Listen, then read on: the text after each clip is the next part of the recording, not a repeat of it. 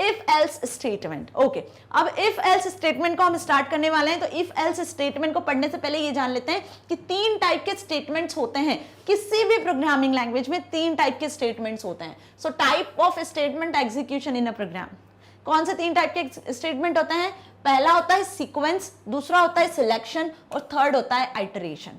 बिना इन स्टेटमेंट के programming language work ही नहीं करती, ये ध्यान रखो। कोई भी प्रोग्रामिंग लैंग्वेज, सी, C++, जावा, पाइथन, ASP.NET, कोई सी भी प्रोग्रामिंग लैंग्वेज की हम बात करें, जावास्क्रिप्ट वगैरह, वहां पे ये 3 स्टेटमेंट होते हैं।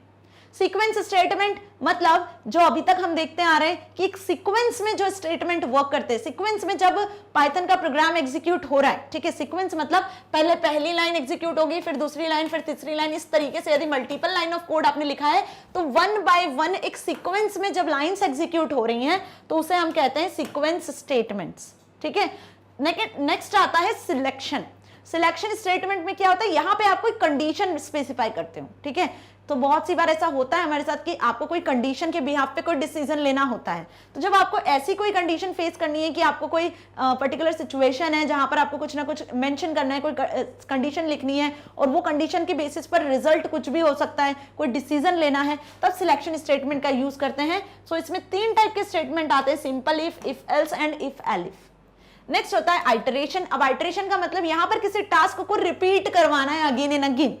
ओके, सो रिपीटेशन के लिए आइटरेशन का यूज करते हैं, जिसे हम लूपिंग स्टेटमेंट के नाम से भी जानते हैं।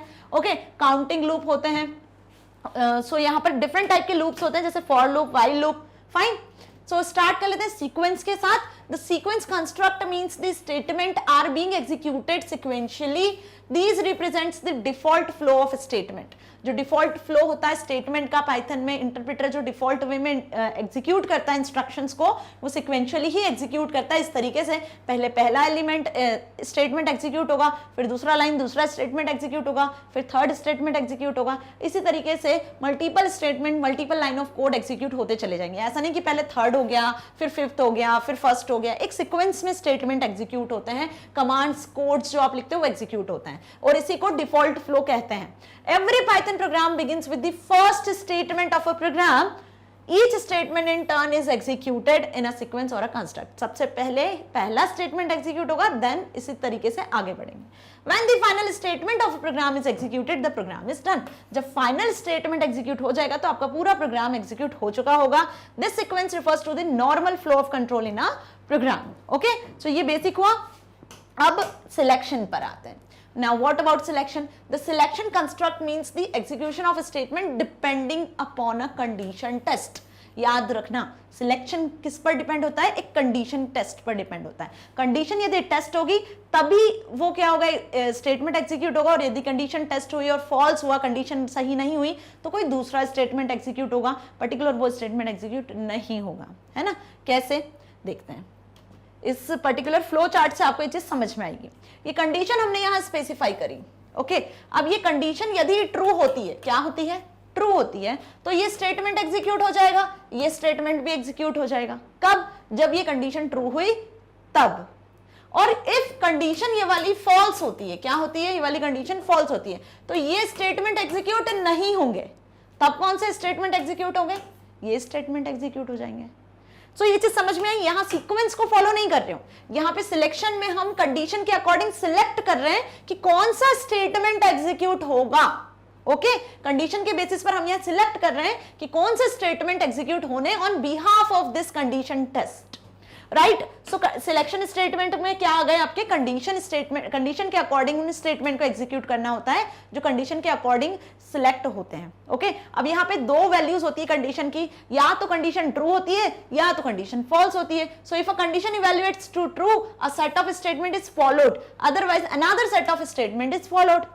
Okay, so this construct, selection construct is also called decision construct. मतलब इन statements को हम decision making statements के नाम से भी जानते हैं, decision construct statements के नाम से भी जानते हैं। क्यों?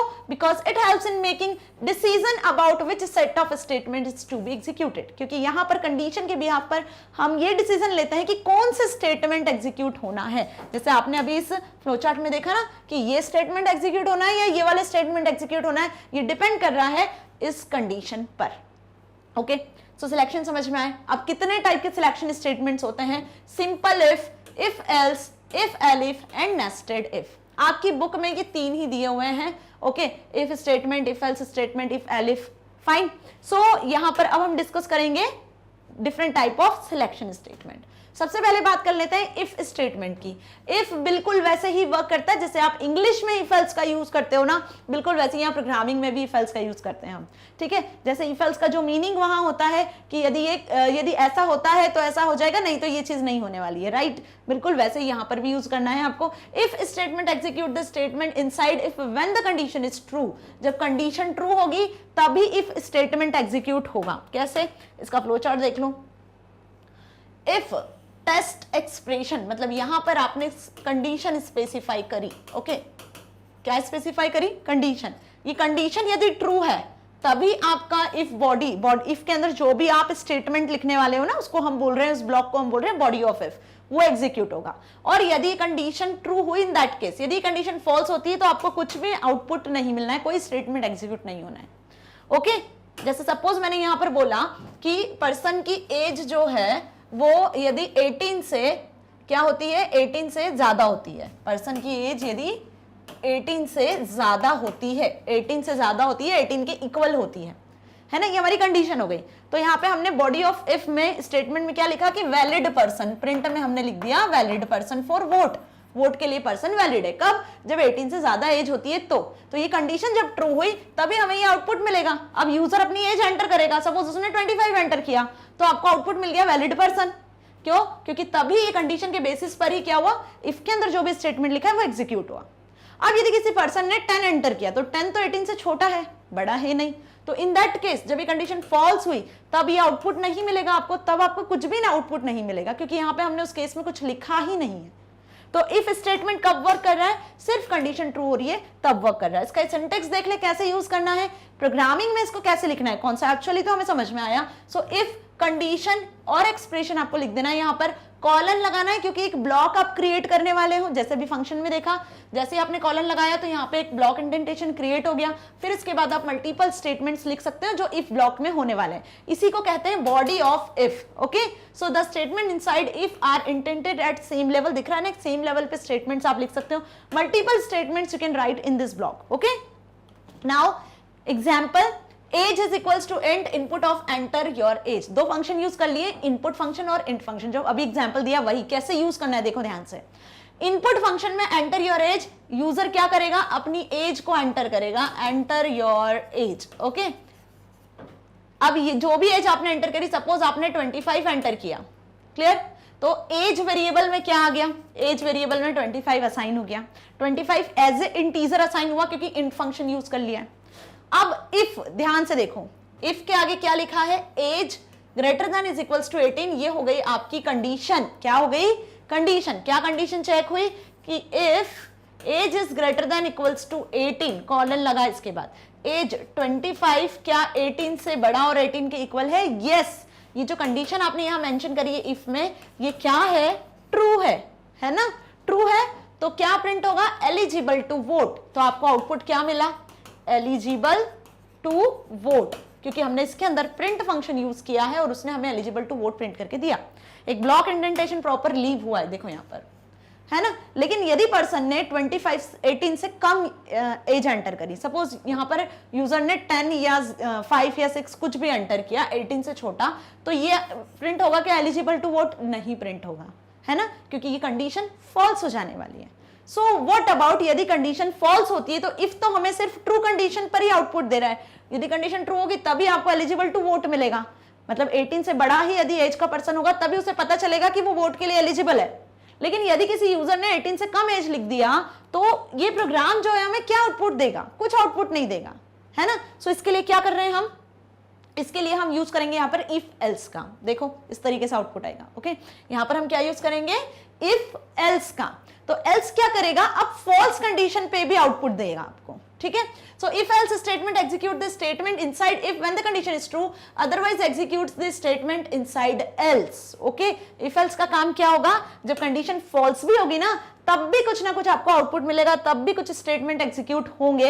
ये उसका फ्लो चार्ट है इफ एल्स का। यहाँ पे आ गई आपकी कंडीशन। कंडीशन यदि ट्रू है इफ ब्लॉक में, किसमें, इफ ब्लॉक में, यदि कंडीशन ट्रू है तो इफ ब्लॉक की बॉडी एग्जीक्यूट होगी, और यदि कंडीशन फॉल्स है तो एल्स ब्लॉक की बॉडी एग्जीक्यूट होगी, तब भी आपको कुछ ना कुछ आउटपुट यहाँ पर मिलेगा।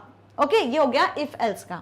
इसका सिंटेक्स देख लेते हैं। इसका सिंटेक्स भी एग्जाम में लिखने को आता है। देखो ऐसा भी आ सकता है question, write the syntax of if else statement, write the example of if else statement, कैसा भी क्वेश्चन आपसे एग्जाम में पूछ सकते हैं। सो इफ कंडीशन और एक्सप्रेशन, यहाँ पे आगे स्टेटमेंट इफ ब्लॉक के, ये हो गया आपका इफ ब्लॉक। एल्स लगाया, देखो कॉलन लगाया, फिर एक सेम इंडेंटेशन लेवल से एल्स ब्लॉक स्टार्ट हुआ, जिसके कुछ स्टेटमेंट आप यहाँ मेंशन कर सकते हो। ओके, सो इफ के अंदर भी हमने कुछ स्टेटमेंट लिखे हैं, एल्स में भी हमने कुछ स्टेटमेंट लिखे हैं। अब ये जो कंडीशन आपको यहाँ दिख रही है, जब ये ट्रू होगी तो ये वाले स्टेटमेंट एग्जीक्यूट होंगे, और ये कंडीशन जब फॉल्स होगी तो एल्स ब्लॉक के स्टेटमेंट एग्जीक्यूट होंगे। Okay, so colon after both if and else, ये बहुत ध्यान रखना, इफ और एल्स के बाद आपको कॉलन लगाना है, तभी आप इसके अंदर स्टेटमेंट्स लिख सकते हो। बार बार मैं बता रही हूँ, ये ब्लॉक ऑफ कोड है। ब्लॉक ऑफ कोड मतलब कि आप यहाँ पे एक इफ ब्लॉक बना रहे हो जिसमें आप मल्टीपल स्टेटमेंट लिख रहे हो, एल्स ब्लॉक बना रहे हो जिसमें आप मल्टीपल स्टेटमेंट्स को लिख रहे हो। ओके, और ब्लॉक क्रिएट करने के लिए हमें कॉलन लगाना पड़ता है। तो वन वर्ड में एमसीक्यूज में पूछे कि पाइथन प्रोग्रामिंग में ब्लॉक को क्रिएट करने के लिए, इंडेंटेशन के लिए हम किसका यूज करते हैं, किसी भी ब्लॉक को क्रिएट करने के लिए, तो कॉलन लगाते हैं, और कॉलन के बाद कॉलन से सेपरेट करते हैं जब एक ब्लॉक क्रिएट होना शुरू होता है। ओके, इसका एग्जांपल देख लो, वही same example, age int input enter your age, user ने एज एंटर किया, जो भी एज एंटर किया है, यदि वो एज 18 से ज्यादा होती है, if age is greater than 18, ये कंडीशन है, कंडीशन ट्रू हुई तो मैसेज प्रिंट हो जाएगा एलिजिबल टू वोट। और यदि ये कंडीशन फॉल्स होती है, यदि ये कंडीशन फॉल्स होती है, यूजर ने 18 से छोटी वैल्यू एंटर करी, तब भी हमें मैसेज मिलेगा not eligible to vote. Okay, मतलब ये प्रोग्राम आपको ब्लैंक नहीं छोड़ेगा। एक तरीके से बोल सकते हैं कि जैसे इसके पहले इफ में ट्रू कंडीशन पे ही वर्क कर रहा था ना, फॉल्स में हमें कुछ आउटपुट नहीं मिल रहा था, अब एल्स क्या कर रहा है, फॉल्स पर भी आपको आउटपुट जनरेट करके देगा। ओके, सो समझ में आया। आउटपुट देख लेते हैं इसका।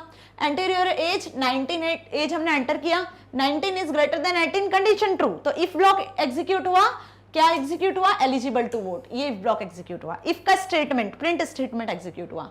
एल्स, एल्स में क्या दिख रहा है आपको, एल्स मतलब कि यहाँ पर जब आपने वैल्यू छोटी एंटर करी, जैसे यहाँ पर फिर से हमने प्रोग्राम को रन किया, किसी यूजर ने जो 17 इयर्स का, उसने रन किया program, 17 is greater than is equals to 18, condition false, 17 18 से ग्रेटर नहीं होता है ना, तो ये वाला ब्लॉक एग्जीक्यूट हुआ। इफ ब्लॉक एग्जीक्यूट नहीं हुआ, not eligible to vote, output आ गया नॉट एलिजिबल टू वोट। समझ में आ गया। इफ एल्स की वर्किंग बहुत इजी है, बहुत अच्छे से आप इसको यूज कर सकते हो अपनी प्रोग्रामिंग में, बस आपको इसका सिंटेक्स याद रखना है, और वो भी बहुत इजी है। आपको कोई बहुत जो प्रोग्रामिंग लैंग्वेजेस हैं उनमें तो टिपिकल सिंटेक्सेस होते हैं, आपको ब्रैकेट्स ओपन करने होते हैं, कर्ली ब्रेसेस, लाइक ठीक है C++ की बात करें, जावा की बात करें, तो यहाँ तो बहुत इजी वे में आप लिख सकते हो कोड को। और ये एक तरीके से बोल सकते हैं जो अभी हम पढ़ रहे हैं, सीक्वेंस, सिलेक्शन, आइट्रेशन स्टेटमेंट, ये किसी भी प्रोग्रामिंग का पिलर है, एक फाउंडेशन है। यदि आपको ये चीज अच्छे से समझ में आ गई तो आप कोई सी भी प्रोग्रामिंग लैंग्वेज में इसका यूज कर सकते हो। ओके, क्योंकि हर प्रोग्रामिंग लैंग्वेज इसको सपोर्ट करता है। नाउ इफ एलिफ, अब इफ पढ़ लिया, इफ एल्स पढ़ लिया, इन दोनों में क्या डिफरेंस था ये भी देख लिया।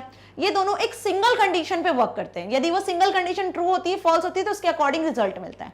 बट व्हाट अबाउट जब आपको मल्टीपल कंडीशंस को स्पेसिफाई करना है, क्या करना है, मल्टीपल कंडीशंस को स्पेसिफाई करना है, तब क्या करोगे, तब हम यहाँ पे यूज करेंगे इफ एलिफ स्टेटमेंट का। मतलब प्रोग्रामिंग में हमें एक और स्टेटमेंट प्रोवाइड किया है, सिलेक्शन स्टेटमेंट, जो मल्टीपल कंडीशंस पर वर्क करता है। मल्टीपल कंडीशंस चेक होती है और उसके कॉरस्पॉन्डिंग हम बोल सकते हैं कि आउटपुट जनरेट होता है। If and elif else is used to check multiple conditions. तो एग्जाम में यदि पूछते हैं कि मल्टीपल कंडीशन चेकिंग के लिए कौन सा स्टेटमेंट होता है, तो आपको बताना है कि इफ एलिफ स्टेटमेंट होता है। इट एग्जीक्यूट्स स्टेटमेंट्स अकॉर्डिंगली, जो भी कंडीशन है उसके अकॉर्डिंगली स्टेटमेंट एग्जीक्यूट होते हैं। यदि इफ ब्लॉक है तो इफ ब्लॉक के अकॉर्डिंग, एलिफ है तो एलिफ के according. Meaning if of elif is else if, we can also write else if instead of elif for more clarity. मतलब एल्स इफ को यहाँ पर पाइथन प्रोग्रामिंग में एलिफ नाम से यूज किया जाता है ना, ये हट गया एसई, एलिफ नाम से आप इसको यूज करते हैं। क्लियर? देखते हैं कैसे मल्टीपल कंडीशंस चेक करता है, इस तरीके से। ये फ्लो चार्ट से ध्यान से समझो। कंडीशन 1 हमने यहाँ इफ में मेंशन किया, ठीक है, क्या लिखा, इफ में पहली कंडीशन लिखी, यदि ये कंडीशन ट्रू हुई तो स्टेटमेंट 1 एग्जीक्यूट हुआ। फाइन। अब यदि ये कंडीशन फॉल्स हो गई तो दूसरी कंडीशन चेक होगी एलिफ की। एलिफ में क्या लिखा हमने, दूसरी कंडीशन लिखी। ये कंडीशन जब फॉल्स हुई तो ये वाली कंडीशन चेक होगी, और यदि ये कंडीशन ट्रू होती है तो स्टेटमेंट 2 एग्जीक्यूट होगा। अब ये एलिफ वाली कंडीशन भी फॉल्स हो गई, दोनों कंडीशन फॉल्स हो गई, कुछ नहीं है आपके पास, तो यहां पे यूज होगा आपका एल्स ब्लॉक। ठीक है, जब दोनों कंडीशन फॉल्स हो गई तो एल्स ब्लॉक में आप जो कंडीशन लिखोगे या एल्स में जो भी आप मेंशन करोगे ना वो एग्जीक्यूट होगा। इसी तरीके से आप मल्टीपल कंडीशंस यहाँ पे nth कंडीशन को स्पेसिफाई कर सकते हो। ठीक है, condition 1 2 3 multiple condition you can specify by using if elif statement. इसका एक सिंटेक्स देख लें कैसे यूज करना है प्रोग्रामिंग में। इफ में जो कंडीशन लिखते हैं वही लिखना है, कॉलन लगाना है, इफ का ब्लॉक स्टार्ट हो गया, यहाँ पे स्टेटमेंट्स लिख दिए जो एग्जीक्यूट करवाना है। सिंपल, एलिफ लिखा, कंडीशन लिखी, अब यहाँ देखो दूसरी कंडीशन लिख रहे हैं हम, कॉलन लगाया, एलिफ के ब्लॉक लिख दिए। अब ऐसी मल्टीपल कंडीशन के लिए आप मल्टीपल एलिफ का यूज करोगे, मल्टीपल एलिफ का यूज करोगे, मल्टीपल कंडीशंस लिखोगे। अब यदि वो सारी कंडीशंस ट्रू नहीं है, सभी फॉल्स है, तो कुछ ना कुछ रिजल्ट तो मिलना चाहिए, तब यहाँ पे आप यूज करोगे एल्स का। तो एल्स क्या करेगा, एल्स यहाँ पे प्रिंट कर देगा उन स्टेटमेंट्स को जो कि सभी कंडीशन फॉल्स होने के केस में एग्जीक्यूट होंगे। ओके, जैसे इफ कंडीशन ट्रू होती है तो एल्स एग्जीक्यूट होता है, बिल्कुल उसी तरीके से इफ एलिफ की सारी कंडीशंस यदि फॉल्स हो जा रही है तो एल्स हमें कुछ ना कुछ रिटर्न करेगा रिजल्ट। तो जो स्टेटमेंट आप एल्स में लिखोगे वो एग्जीक्यूट हो जाएंगे। अब यहाँ एग्जाम्पल देखो, इसका एग्जाम्पल भी बहुत अच्छा है। Check whether a number is positive, negative और जीरो, कि नंबर पॉजिटिव है, निगेटिव है, जीरो है, क्या है वो प्रिंट करवाना है हमें generally. So number int input enter a number, input function में आपने लिखा एंटर अ नंबर। अब इनपुट फंक्शन में जब आपने लिखा एंटर अ नंबर तो इंटीजर फंक्शन ने उसे इंटीजर में कन्वर्ट किया, उस नंबर को इंटीजर में कन्वर्ट किया, क्योंकि इनपुट फंक्शन स्ट्रिंग की तरह किसी भी नंबर को एक्सेप्ट करेगा। ठीक है, और नंबर जो वेरिएबल है उसमें वो नंबर आ चुका है। अब इफ कंडीशन में हमने एक कंडीशन अप्लाई करी कि नंबर यदि जीरो से बड़ा होता है, if number greater than zero, colon लगाया, इफ का स्टेटमेंट क्या है, प्रिंट नंबर इज पॉजिटिव, यदि नंबर जीरो से बड़ा है तो नंबर पॉजिटिव है। दूसरी कंडीशन चेक करी हमने एलिफ, एलिफ में हमने कंडीशन लिखी number is less than zero, यदि नंबर जीरो से लेस होता है, कॉलन लगाया, दूसरा स्टेटमेंट लिखा प्रिंट नंबर इज निगेटिव। अब यदि आपने नंबर जीरो से बड़ा लिखा या जीरो से छोटा लिखा या आपने जीरो लिखा, ठीक है भाई, जीरो से बड़ा नंबर लिखा तो नंबर इज पॉजिटिव आ जाएगा, जीरो से छोटा नंबर कुछ निगेटिव नंबर लिख दिया -1 -2 तो नंबर इज निगेटिव आ जाएगा। लेकिन यदि आपने जीरो लिख दिया, कुछ चालाक बच्चे भी होते हैं ना, यदि आपने जीरो लिख दिया तो ये प्रोग्राम क्या आउटपुट रिटर्न करेगा, तब हम क्या करेंगे, यहाँ पर एल्स ब्लॉक का यूज कर लिया। एल्स ब्लॉक में हमने ये लिखा कि यूजर कोई सा भी नंबर एंटर करेगा ना उसके अकॉर्डिंग आपको यहाँ आउटपुट मिल जाना है। सो ये चीज समझ में आ गई अच्छे से, क्या इसका आउटपुट आ जाने वाला है। देखो आउटपुट ध्यान से, एंटर अ नंबर, पहले यूजर ने 5 एंटर करा तो ये इफ वाली कंडीशन ट्रू हो गई, 5 is greater then 0, yes 5 is greater then 0, ये दोनों एग्जीक्यूट नहीं होंगे, क्या एग्जीक्यूट हुआ, नंबर इज पॉजिटिव, दिख रहा है। अब दूसरी बार प्रोग्राम को रन किया, क्या किया, दूसरी बार प्रोग्राम को रन किया, एंटर अ नंबर, अब यूजर ने -3 एंटर किया तो यहाँ पे -3 इज ग्रेटर देन 0 होगा क्या, नहीं, -3 इज लेस देन 0, यस -3 जो है वो 0 से लेस है, तो ये एग्जीक्यूट नहीं होगा, ये भी एग्जीक्यूट नहीं होगा, क्या एग्जीक्यूट होगा, एलिफ वाला ब्लॉक एग्जीक्यूट होगा, नंबर इज निगेटिव प्रिंट हुआ। ना यूजर ने एंटर किया, एंटर अ नंबर, तो यूजर ने 0 एंटर कर दिया। जब यूजर ने 0 एंटर कर दिया या पॉजिटिव निगेटिव कोई नंबर एंटर नहीं किया या कोई अल्फाबेट एंटर कर दिया या कुछ हेलो या किसी का नाम लिख दिया, इन दैट केस क्या हो जाने वाला है, आपको क्या आउटपुट मिलेगा, नंबर इज 0। ओके, देखो समझ में आया कि आपने कोई नंबर ही एंटर नहीं किया। फाइन, मेरी ये बात समझ में आ गई कि यहाँ पे देखो इफ, एलिफ और एल्स, इन तीनों ब्लॉक को ध्यान से देखो। इफ यदि कोई कंडीशन आपने लिखी है उस बेसिस पर ये वर्क करेगा, एलिफ यदि कोई दूसरी कंडीशन आपने लिखी तो उस बेसिस पे वर्क करेगा ये पर्टिकुलर ब्लॉक ऑफ कोड, और यदि आपकी दोनों कंडीशन फॉल्स होती है या मल्टीपल कंडीशन फॉल्स हो जाती है तो एल्स में आप जो भी लिखोगे ना, जो स्टेटमेंट लिखोगे वो एग्जीक्यूट हो जाने वाला है। ओके, अब ये सारे प्रोग्राम को हम रन कर चुके हैं, प्रैक्टिकल भी, सो प्रैक्टिकली सारी वीडियोस अवेलेबल है, डिस्क्रिप्शन बॉक्स में लिंक है, वहां से आप एक्सेस कर सकते हो। Fine, next, now the nested if statement. The nested if is an if that has another if in its if body or in elif body or in its else body. मतलब यहां पर यदि आप if block के अंदर further if block को use करना चाहते हो, ठीक है, या else के अंदर if else का यूज करना चाह रहे हो, सो उसी को बेसिकली हम कहते हैं नेस्टेड इफ। क्या बोल रहे हैं यहाँ पर हम, नेस्टेड इफ एल्स का मतलब होता है कि एक इफ एल्स के अंदर अब यदि आप फर्दर इफ एल्स को यूज करोगे तो इट मींस कि इसे हम कहते हैं नेस्टेड इफ। कैसे, सिंटेक्स से देखते हैं, तब आपको ये चीज और अच्छे से क्लियर होगी। इफ कंडीशन एक्सप्रेशन, ये इसका सिंटेक्स है। इफ में हमने कंडीशन और एक्सप्रेशन स्पेसिफाई किया। अब ध्यान से देखो, ये इफ स्टेटमेंट के बाद क्या लगाया, कॉलन, मतलब एक ब्लॉक स्टार्ट हुआ, ठीक है, ये इंडेंटेशन लीव हुआ, ब्लॉक ऑफ कोड स्टार्ट हुआ, मतलब यहाँ पे इफ के स्टेटमेंट अब आप स्पेसिफाई कर सकते हो। तो यहाँ पे हमने इफ के पहले स्टेटमेंट में ही फर्दर इफ का यूज कर लिया, वापस हमने इफ स्पेसिफाई किया, देन कंडीशन एक्सप्रेशन, कॉलन लगा दिया। अब ये एक और ब्लॉक आप इसी पर्टिकुलर ब्लॉक में यूज करना चाह रहे हो, ठीक है, फिर उसके स्टेटमेंट्स आपने स्पेसिफाई करें। सो यही चीज आपको क्लियर हो रही है कि इफ के अंदर आपने फर्दर फिर इफ का यूज किया। नाउ एल्स, इफ के बाद ये वाला एल्स आया, इस एल्स में आपने कुछ स्टेटमेंट्स लिखे, फिर एलिफ यूज किया, एलिफ के अंदर देखो, इस एलिफ के बाद आपने इफ और एल्स फिर से यूज किया एलिफ के अंदर, एल्स के अंदर भी आप फिर से इफ एल्स यूज कर रहे हो। तो इफ एलिफ एल्स, इसी के अंदर यदि आप इन ब्लॉक को वापस यूज करते हो, इफ एल्स का वापस यूज करते हो, इट मींस कि आप एक नेस्टेड इफ एल्स को यूज कर रहे हो। ओके, सो ऐसा बहुत सी बार प्रोग्रामिंग में होता है कि हमें नेस्टेड इफ एल्स को यूज करना होता है। किसी कंडीशन के अंदर फिर से आपको उस कंडीशन को यूज करना है, किसी और कंडीशन को यूज करना है, उसके बिहाफ पे कुछ स्टेटमेंट्स को एग्जीक्यूट करवाना है। सो इन सभी के प्रैक्टिकल्स अवेलेबल है, प्रैक्टिकल वीडियो अवेलेबल है, कहीं भी किसी भी पॉइंट में आपको डाउट नहीं होना चाहिए। यदि एग्जाम में क्वेश्चन थ्योरेटिकली लिखने को आता है तो क्या आएगा इस पर बेस्ड आपसे थ्योरेटिकली यही पूछेंगे कि what are the syntax of if statement, else statement, if elif, nested if else statement. Okay, इन पर बेस्ड प्रोग्राम नाम से प्रोग्रामिंग कॉन्सेप्ट से भी आ सकते हैं। ओके, जैसे फॉर एग्जांपल कि आपको ऐसे पूछ दिया, write a program that prints the age of a person, ठीक है, तब आपको ये पता होना चाहिए कि आपको क्या करना है, किस तरीके से प्रोग्राम को लिखना है, जो अभी हमने देखा, किस तरीके से इफ एल्स का यूज करना है। फाइन,